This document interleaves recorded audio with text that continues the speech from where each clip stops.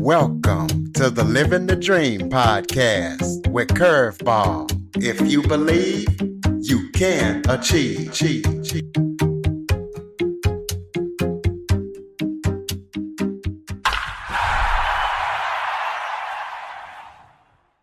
Welcome to the Living the Dream with Curveball podcast, a show where I interview guests that teach, motivate, and inspire. Tonight, we're going to be talking about the obesity epidemic. A lot of people think it's because of being lazy and eating too much and all that type of stuff, but I am joined by Marc Nelson, who is the lead researcher at Fellow One Research, and he feels that it's due to genetics and body type. Marc Nelson has what is called a body type 4. He was born with little or no muscle mass pretty much all throughout his body. So we're going to be talking to him about what that's like and what are the body types and what they mean. So Marc, thank you so much for joining me today. Thank you for having me. Why don't you start off by just telling everybody a little bit about yourself? So I am the lead scientific researcher at Fellow One Research. We have pioneered body type science since 2003. I was born in a body type 4, and at the time, I'm now 47, so it was the mid-'80s when I first really began to look at my body and question what was going on. I was a star soccer player, and I was on a state championship team when I was 8 years old.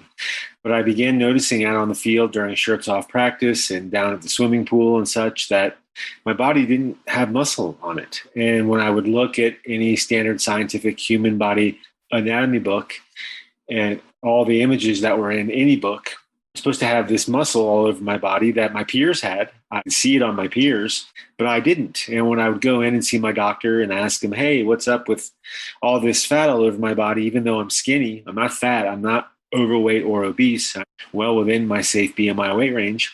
Why do I have fat all over my body? And because there was no terminology at the time in terms of skinny fat or normal weight obesity or such, they would just say, oh, you're just young, don't worry about it. As you grow, you'll grow muscle. And as I hit 10 and 12, 14, into my teens and up into my 20s, no muscle grew, just more fat. So that's kind of how things got started. Sort of pause there and see if I'm making sense. You are making perfect sense. And just kind of tell us about what your life was like, growing up like this and not really knowing what's going on. And the doctors didn't even seem to know what was going on either. They did not. And that was a huge disappointment for me because having no muscle on my body meant that I was bullied relentlessly. At home, on the way to school, at school, on the way home from school, at home again. Was an easy target for bullies because I didn't have any muscle or muscle mass. And it wasn't like I was a coward, but I wasn't stupid either. And so I had to find new ways home, and it made my life very difficult. I had to quit playing sports. When you don't have any muscle or muscle mass, you can't run fast. You can't run for long. You don't have any endurance. You just aren't athletic. And so I tried tennis, but I wasn't strong enough to hold a racket with one hand. So I had to have a two-handed forehand and a two-handed backhand, which it takes away from your ability to excel in the sport. And because I didn't have any muscle on my legs and such, I couldn't move very fast. So I essentially just ended up quitting sports. And from my parents' point of view, because I was such a great soccer player when I was so young, and then I just didn't do well in sports, the only reason that they saw was because I wasn't working hard enough. Because when I would go in and see the doctor, they would tell me I was totally normal because I was well within my safe BMI weight range. And so my parents just 100% believed that I was just not working hard enough, that I was just lazy, and that I had no motivation, which couldn't have been more untrue. And if they had paid attention to what I was doing, they would have known that. I was out jogging regularly. I was working out regularly. I even started lifting weights earlier than I should have because I was trying to put on muscle, but none of it worked. So my parents were thoroughly disappointed in me from my middle teens. And from that point on, they pretty much just always looked at me as a quitter and a loser. But I wasn't either of those things. And I've always finished everything in my life well, yada, yada. And so from my parents thinking very lowly of me, then they basically talked nonsense about me to the family and friends and everyone. It was all just terrible. So I was bullied, and everyone thought I was essentially just a loser. So by the time I got out of college, I headed west, and I took a job at CU doing scientific research. And I realized real quick I didn't want to work for anyone else. So I ended up opening up Fellow One Research. And I was determined to figure out why my body was the way that it was. So, yeah. Well, how is your body today? Is it still no muscle mass, or is there cure for that, or how is it today? So, I have spent the last 25 years working on building muscle and muscle mass. And when I was in college is when I really started.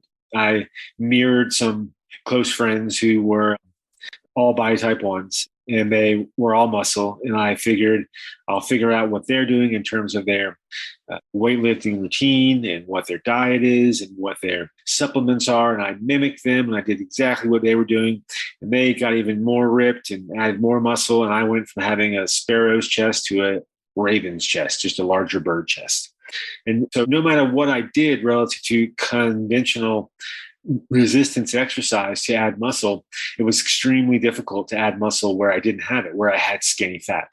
So let me first talk about, please, the 3 mainstream science body type standards, so that your listeners can understand what they're being judged by when they go and see. Absolutely, because that was going to be my next question. Great. And then I'm happy to answer your other question. So the 3 mainstream body type standards are: 1, the standard scientific human body anatomy book, body type 1. And that is the standard image that you find in any scientifically approved human body anatomy book. So if you can see in your mind's eye, it's that image where, it's the human body with all the muscle and muscle mass fully developed. And it's basically what Dwayne Johnson or Cristiano Ronaldo or David Beckham, it's their body type. It's a real body type, it exists, and it has all of the muscle and muscle mass. The reason that body type is not accurate is because it is a scientific genetic fact that any part of the human body can be underdeveloped to whatever degree, and that includes muscle and muscle mass. So that's the first body type standard and why it's not accurate. The second standard is the body mass index, the BMI. It became the standard in 1985. But it's been around since the 1800s. And the reason that it is not accurate is because it does not take into account skinny fat. So someone like me, who especially in my younger years, when I was pretty much always well within my safe BMI weight range, yet I still had skinny fat all over my body. And skinny fat is cellulite, thin fat, loose skin, saggy skin, crepey skin, and normal weight obesity. Any of those are a type of skinny fat. And so when I was and even now, I still have skinny fat on my body, but a lot less. But the BMI is not accurate because it does not take into account skinny fat. And it also does not take into account if you add extra muscle mass to your body. So someone like Dwayne Johnson, who is all muscle, and if you were to run his BMI, he likely would be in the overweight or obese columns of his BMI weight range, but he most certainly is not overweight or obese. He just has extra muscle or muscle mass on his body. So that is the second standard, and at least 2 reasons why it is not accurate.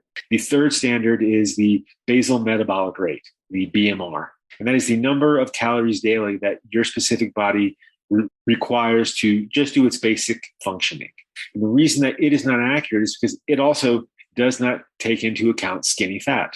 So if you are well within your safe BMI weight range, and science recognizes that 1 pound of muscle mass burns 6 calories daily, but 1 pound of skinny fat or fat only burns 2 to 3 calories daily. So if you're well within your safe BMI, but you have skinny fat on your body, it directly negatively affects your metabolism, which obviously means that if you run your BMR calculation and it says you should eat this many calories daily, but it's failing to take into account skinny fat, then you're likely still eating too many calories daily relative to your standard scientific BMR calculation.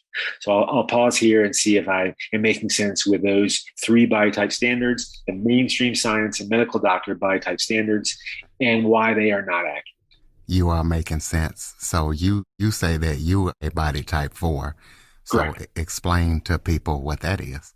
You got it. So once I figured out what was going on and that I just genetically lacked muscle mass, because obesity is common in our family, especially on my father's side of the family. And so it was just seen as quote unquote normal. But obviously, we know that obesity is a disease. It is not normal. It is a serious problem.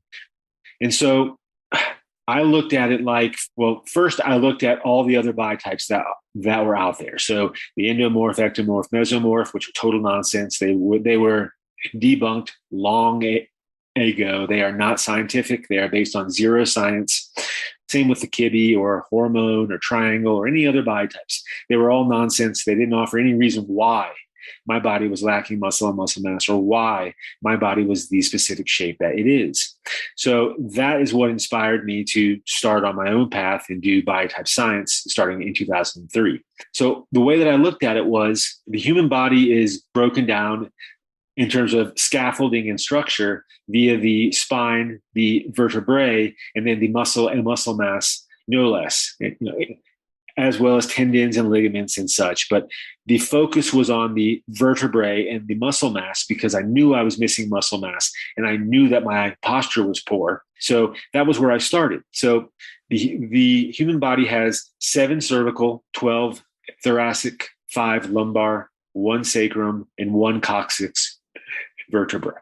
And so we basically just logically thought about it like, well, if that is how the body is structured, and we know that each vertebra is a scientific genetic fact that each vertebra houses a specific set of muscles, and it is a scientific fact that any of those muscles can be genetically underdeveloped, then we can break down the body in terms of 4 body types. We have a body type 1, which is all muscle and muscle mass is fully developed relative to all 26 vertebrae. There are 0 underdeveloped vertebrae in a body type 1. A body type 2 has 1 to 8 underdeveloped vertebrae relative to muscle and muscle mass, no less. A body type 3 is 9 to 17, and a body type 4 is 18 through 26. And if you have underdeveloped vertebrae and muscle mass, that will directly affect your posture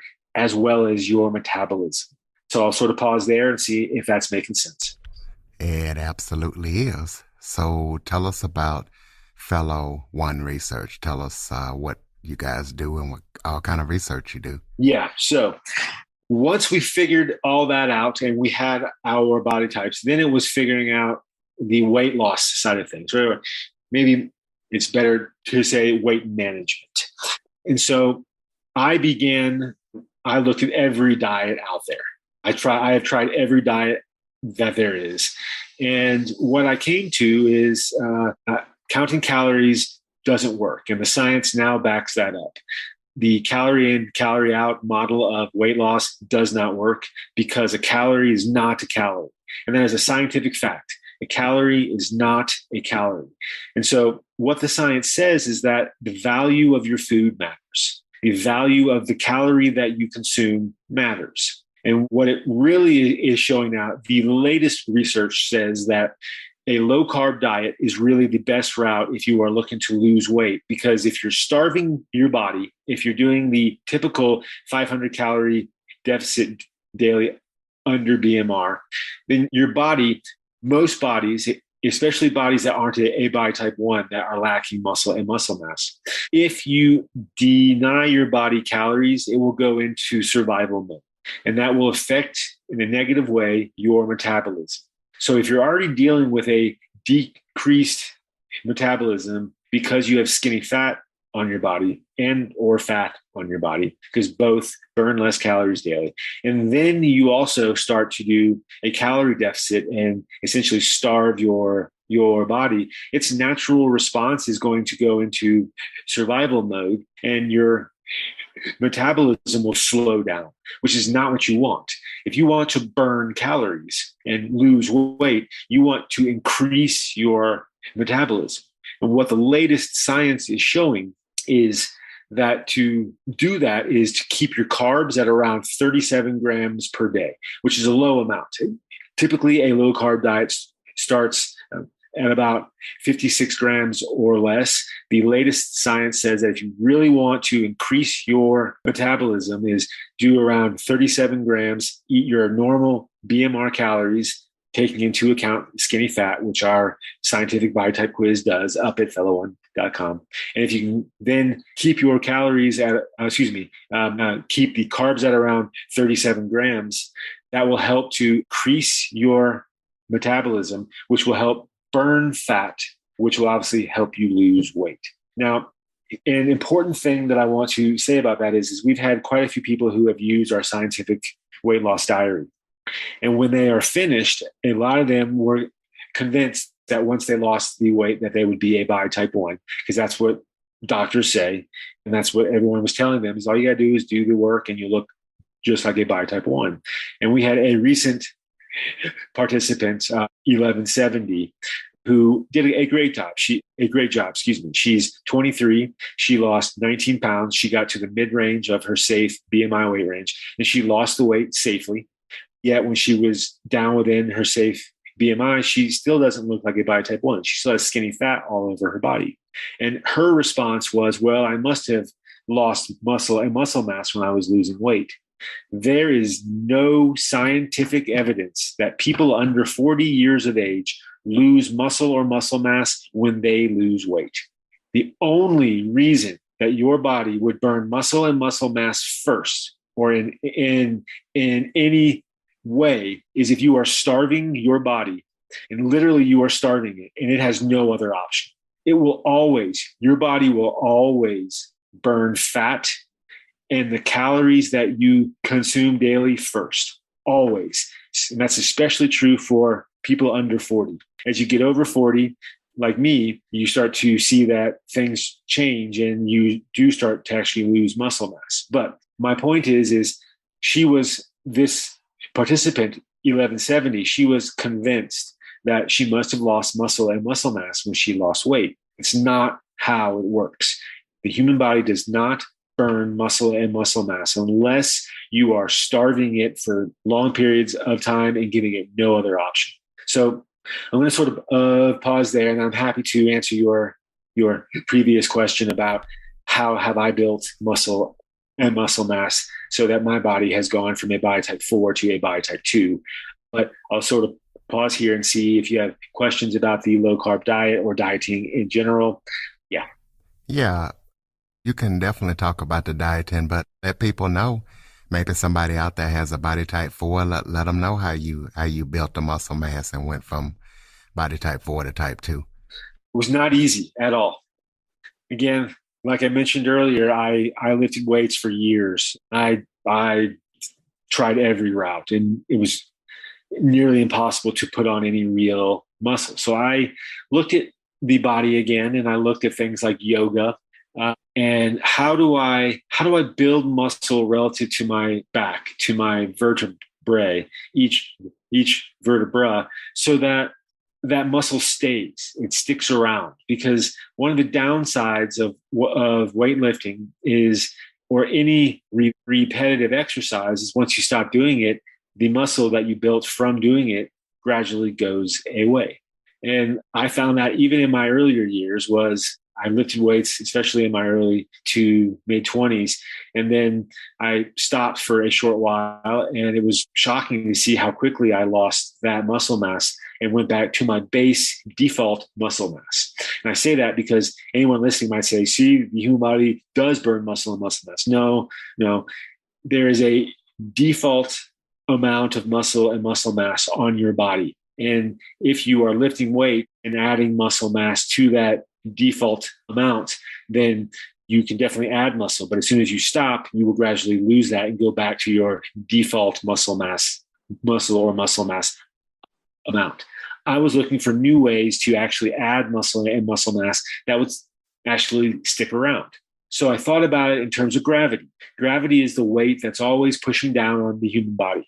And it is what helps to maintain your bone mass and muscle mass and essentially the human body in general. And we know that this is true because when an astronaut goes into space, they have to work extra hard doing cardio and resistance exercises so that they can maintain their muscle and muscle mass and bone mass and such. And even then, when they come back to Earth, they likely have still lost some muscle and muscle mass and bone mass. And NASA has had to figure out ways to counteract that. So we know how important gravity is. So I have been working with experimental proprietary exercises for the last 20 plus years now that essentially use yoga and Pilates as well as weights to mimic gravity to help add muscle and muscle mass to essentially each vertebra in my back. And it's not like I'm going vertebra by vertebra. It's not really how the body works. It's really more of a complex tapestry weaving in terms of muscle and the back and the vertebrae. But it's essentially using upright standing exercises like yoga or Pilates and such, and figuring out how to build those muscles so that they actually stick around for the long term. That's really as well as I can do in explaining how I have built muscle for myself, because again, it is experimental and it can be risky. So I don't want to put anyone in harm's way. You can go up on the website and look at my profile, Scientific Body Type Quiz #1, and you can learn more about the exercises there. I have a few up there. You can see my images, yada yada, so you can get a sense of how I look now at 47. I wish I had more photos from when I was younger, especially from roughly 2007 through 2010, when I hit just shy of 300 pounds. Unfortunately, I don't. But you can see everything else on my profile. And that's a general overview of how I have built muscle for myself. Again, I'm sorry that I can't be more specific, but they are experimental exercises, and I don't want to hurt anyone.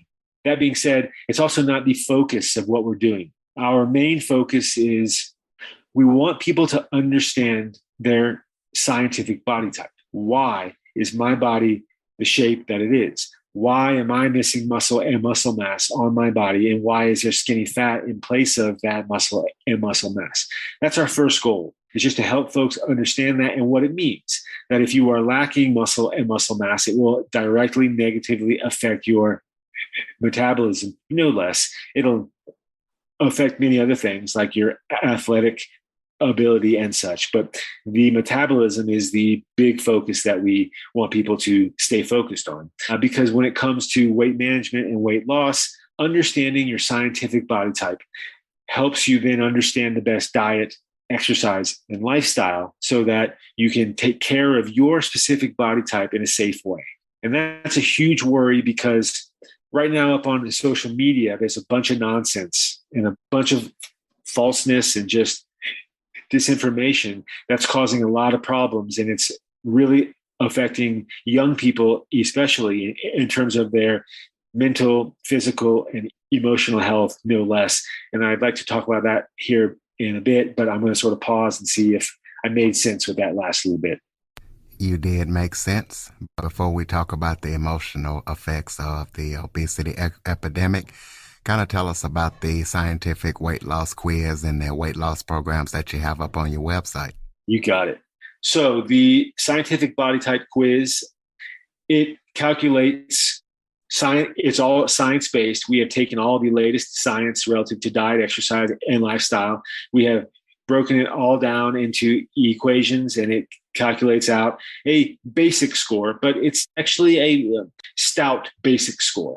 We can also calculate the standard Mifflin BMR, as well as the standard Harris-Benedict activity BMR, and then an adjusted Mifflin BMR that takes into account skinny fat. So you can have a strong understanding of your daily BMR calories relative to the standard Mifflin and the adjusted Mifflin relative to skinny fat. We have the several other whole health scores. One is the fourth health score. It's the total health score, and it's a more complex health score. And then we have the FORCA health score, which is a combination of our scores and then the user identified scores. So you can basically get a full range of diet, exercise, lifestyle, and metabolism scores so that you can understand what all that means, how you're doing with your current diet. And then we have plenty of information on the site how you can improve that. The quiz also identifies which vertebrae and relative muscle and muscle mass is underdeveloped, as well as where you have tendencies to put on fat and skinny fat, or you have skinny fat and have tendencies to put on fat. And then we also look at things like your past history with obesity and being overweight. We look at hormones. Have you ever been diagnosed by a doctor with any hormone imbalance and any structural imbalances like scoliosis or even Poland syndrome, which is a type of syndrome where it's rare, but there are some bodies that do have underdeveloped muscle and muscle mass, albeit I was never diagnosed with that syndrome. So anyways, it's really a comprehensive, basic scientific body type quiz, the only one in existence. All other body types are completely unscientific. So that is our scientific body type quiz. Then you have our scientific weight loss diary, which is we are not in competition with MyFitnessPal or Calorie King or the Apple Health app or any other type of app. You can use any of those in harmony with our scientific weight loss program. And you can use a pen name with it. All of the images that we use for the scientific quiz are face-free so that you can maintain your privacy and security. And we moderate every comment on the site because we will not tolerate trolling, shaming, hating, or bullying of any kind. But the point of the scientific weight loss diary is to hold yourself accountable. You can see everything up on your profile page. You can have your phone in hand and share with your friends if you'd like. You can invite your friends and family to join for free and join the conversation and encourage your journey, track all your scientific weight loss data, diet, exercise, and lifestyle, yada, yada. And the idea is to hold yourself accountable. And if you have questions for our expert science-based diet, exercise, and lifestyle team, what we call Ask Gnosis. If you think of Siri or Alexa, it's the same general idea, but you can ask our team if you have questions that are science-based diet, exercise, and lifestyle, and we're happy to clarify whatever questions that you have with the latest science. And we use Google SERP1 links for the most part, as well as HiMaSDA links, so that you know that you're getting the latest cutting edge science-based answers with any of that. And so those are our scientific body type quiz and our scientific weight loss program. And then there is a book. I named it Overprivileged White Guy because I couldn't imagine how hard my life would have been. It was already hard enough being a body type 4 and being bullied relentlessly every day. I couldn't imagine what it would have been like growing up in this country, not being a white male. Because when I left home, I was shocked at how much racism that there still was, and how blind I was to it, how sheltered I was as a white male. And so I'm not ashamed of being a white male, but I'm well aware that my life would have been much more difficult. The book is really my story. It tells the story of how I came to the 4 body types, the research, but it's not in scientific jargon. It's not boring scientific stuff. It's actually written in novel format. So if you're interested in learning more about that, then you can buy the book up at the website. And those are the 3 main things that you can get up at our site. Yeah. Well, you were going to touch on it before I asked you that last question, but to touch on the emotional aspect of the obesity epidemic. Yeah, so that's a huge worry for us because, so you probably know that, especially for young people, suicides are on the increase, and that really became more true after the pandemic started. But a lot of it has to do with social media, and there's all these unfair, unreasonable, impossible expectations that are being promulgated up on social media, and it's widespread. It's you can go up and you can see this image from an influencer that's been filtered and photoshopped so that they look perfect. They look like a body type 1. And then, someone finds a real image and they do a comparison and they look nothing like that. And yet they are influencing and having a direct effect on millions of people, especially young people, who then go out and they eat a diet, exercise, or lifestyle that isn't sustainable. There's no way that so many people's bodies are going to look like a body type 1, no matter what you do.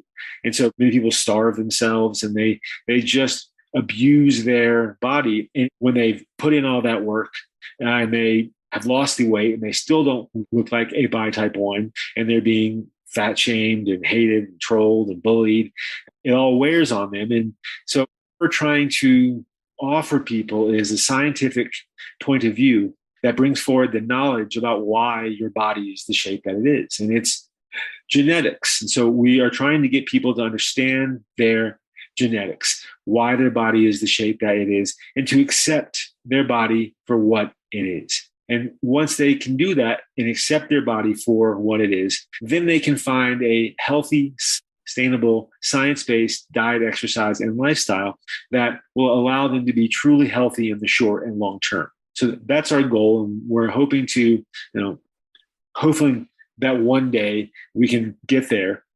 That's what we're working towards. And that's one of our main worries is all the nonsense up on social media.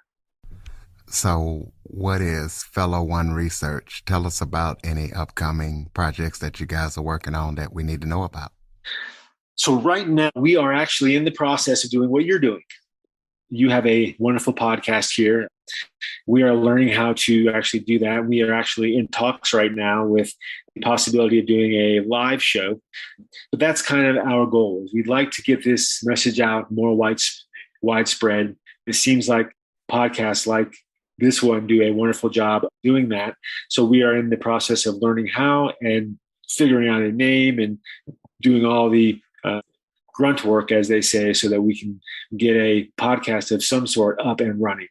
So that's our main focus right now. We are already up on social media, so folks can find us up on Instagram and Facebook and Twitter, TikTok, and we have several accounts. We have one that's the 4 body types. Then we also have a few Ask Gnosis for folks who have any questions for us. Please just keep in mind that we are very, very busy. If you want a quicker response in terms of anything relative to Ask Gnosis, you can go to the website. I forgot to mention that we do have single credits that you can buy. If you're not really interested in doing the full scientific weight loss program, you can do a single credit so that you can ask us questions. But those are the 2 main things that we're really focusing on now is getting a podcast up ourselves, and then hopefully that will help get social media cranking more. So, yeah. I think you should call it the Fellow One Research Podcast. Sure. I'll definitely chew on that. Thank you. So, in closing, throw out your website and give us some final thoughts. Maybe something that I forgot to touch on that you would like to talk about, and throw out your website. Yeah. So the website is fellow1.com. And again, you can get the scientific body type quiz and the scientific weight loss diary up there. I realize that everyone has their own hardships and life is hard. So I would say that really what it's about is believing in yourself. I didn't have anyone who ever believed in me. And I could have easily just given up, and I definitely thought about it. But pushing forward was really all about me realizing that this is my life, and I need to figure out how to live it the best that I possibly can. And science is a wonderful tool to help you do that. And keeping in mind that that science is not closed-minded. Nothing that we have done here at Fellow One Research is written in stone. We don't claim that the current breakdown of our body types is necessarily right or wrong, but we had to start somewhere, just as science has to start somewhere. No matter what it is, the point of science is to look at something that we don't currently understand or have knowledge about and figure it out, which is the hypothesis, if then, and then theory, and then doing the actual research to figure out what is and what isn't. And one of the things that really grinds my gears is how arrogant current mainstream science and medical doctors are about, we know everything about the human body. We know everything about everything. And so somehow magically, if we don't know something about something, it means that we know everything about something. So for instance, what I usually don't say, simply because mainstream science and medical doctors really poo-poo it, is I'm actually a spiritual scientist. I believe in the soul. I believe in a lot of things that mainstream science just doesn't give any credence to. And I'm a big fan of the University of Virginia's medical school division of perceptual studies, which has been around since the 1960s. It's done 50 years of outstanding spiritual science work.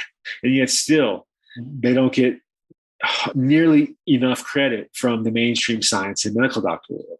So I want to encourage people to remember that science isn't about saying, well, we don't know something, so therefore that somehow means we know everything about it, like the soul isn't real because we don't have any evidence. Well, we actually do have quite a bit of evidence that the soul is real. And as our technology grows and we learn more about it, and we have the technology to study things like the soul, like the meridians, which science is now learning more about. I think that there was a study over in South Korea, which was very interesting and really shed new light on the meridians that Eastern medicine has talked about for thousands of years, but mainstream science and medical doctors don't give any credence to whatsoever.